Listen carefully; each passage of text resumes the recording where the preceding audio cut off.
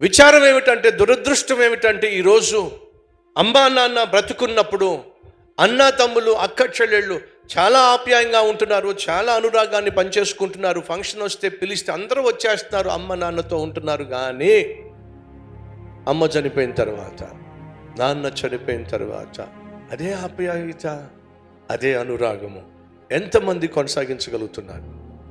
నేను చూసినటువంటి, నేను విన్నటువంటి సందర్భాలు, నాన్న చనిపోయిన తర్వాత శవాన్ని అక్కడే పెట్టి నలుగురు కూర్చొని నాదంటే నాది, నాదంటే నాది, ఆ సింగిల్ బెడ్రూమ్ హౌస్ నాది, ఆ డబుల్ బెడ్రూమ్ ఫ్లాట్ నాది, ఆ స్థలం నాది, ఇంకా నాన్నను సమాధి చేయలా, జుట్టు పట్టుకుని కొట్టుకు చూస్తున్నారు. మరి నాన్న ఉన్నప్పుడు అన్నా అన్నావు, నాన్న ఉన్నప్పుడు తమ్ముడు అన్నావు, నాన్న పోయేసరికి ఏమైంది? ఆప్యాయతలు కరువు అయిపోయినాయి, అనురాగాలు కరువు అయిపోయినాయి. ఈరోజు మన మధ్య ఎవరైనా ఉన్నారా?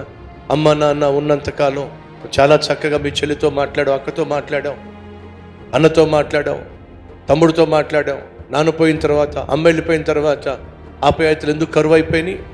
అనురాగం ఎందుకు కరువు అయిపోయింది? నువ్వు ఎందుకోసం ఆప్యాయంగా మాట్లాడావు తెలుసా? ఆస్తి కోసం మాట్లాడావు, అంతస్తు కోసం మాట్లాడావు. ఆ నాన్న పంచిచ్చేసిన తర్వాత నీకు కావాల్సింది నీకు వచ్చేసింది కాబట్టి ఆప్యాయతలు అనురాగాలు కరువు అయిపోయినాయి. మంచి మనసు కాదండి, మంచితనం కాదండి, ఇది అసలు సిసలైన ఆప్యాయత అనురాగం కానే కాదు.